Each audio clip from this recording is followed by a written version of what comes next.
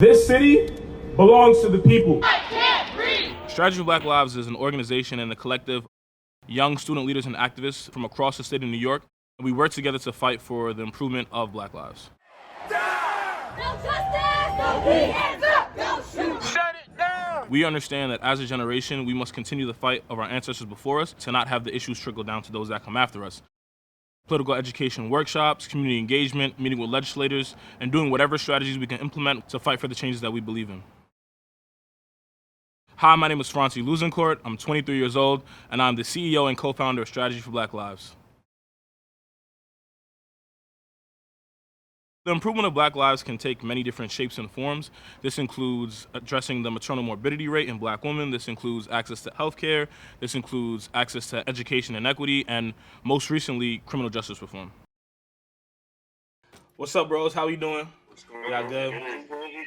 All right, cool. I just wanted to talk to y'all real quick because I know we have some things coming up with Strategy for Black Lives. Next weekend, we're actually going to be going to D.C. for the National Voting Rights March. What are some of the things we're trying to do out there? Like, let's have an agenda. Let's have a plan for when we go to D.C. What are we thinking? Growing up in the neighborhoods of East Flatbush and Canarsie, Brooklyn, and especially being the son of Haitian immigrants, I knew that growing up and living in this country is a privilege, and my family instilled in me the values of taking advantage of opportunities, especially educational opportunities. So when I attended the public school system in high school and realized that people were being deprived of these opportunities strictly off the fact that their zip code, socioeconomic status, and especially race and skin color, I knew that it was unfair and I had to do my part to address it. Especially when you look into history and think about how much Black people, African slaves have contributed to building this country, it is really unjust that to this day in 2021, they're still going through school segregation when it comes to opportunities and the type of teachers in their classrooms and the textbooks available. I've been a change maker and activist since I was in high school at 15 years old. I attended my first protests around the Trayvon Martin and Eric Garner era, and it's very frustrating to see 6 to 7 years later, we're still facing the same issues of police brutality against Black men and all Black people, and it resonates with me because that could be me, that could be my friends, that could be anyone in my family, that could be my peers. So this is something that I'm really invested in because it's frustrating, it's disheartening, and it's unacceptable. Strategy for Black Lives started in the end of May. It was a gathering of my friends. We were just celebrating life, enjoying each other's company when, the topic of Ahmaud Arbery came up and the topic of George Floyd came up because the video was recently released. And we were basically having a conversation wondering what type of response do we want to have to let people know and this country know that enough is enough. Essentially, we challenged each other to put out a call out on social media. And that same night, we ended up having around 20 of our peers and community leaders and young activists like us having a call designing what can we do to respond to what's been going on. And eventually from there, it kind of kept building and building and building into the organization that we have today.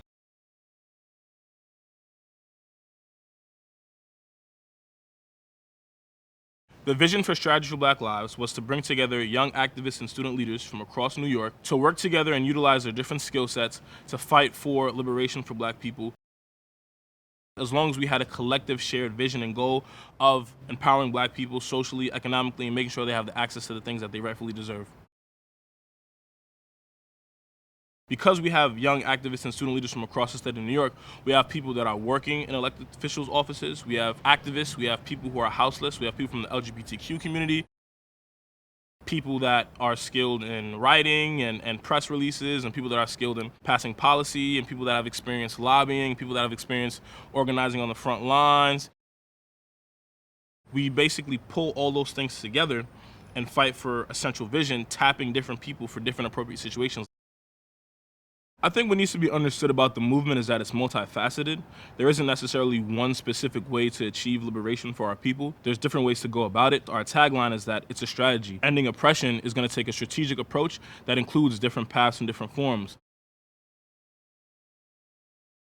Whether it's working with elected officials or protesting or shutting things down, all of those are relevant because it's going to take all of us as a collective to get what we need to get done.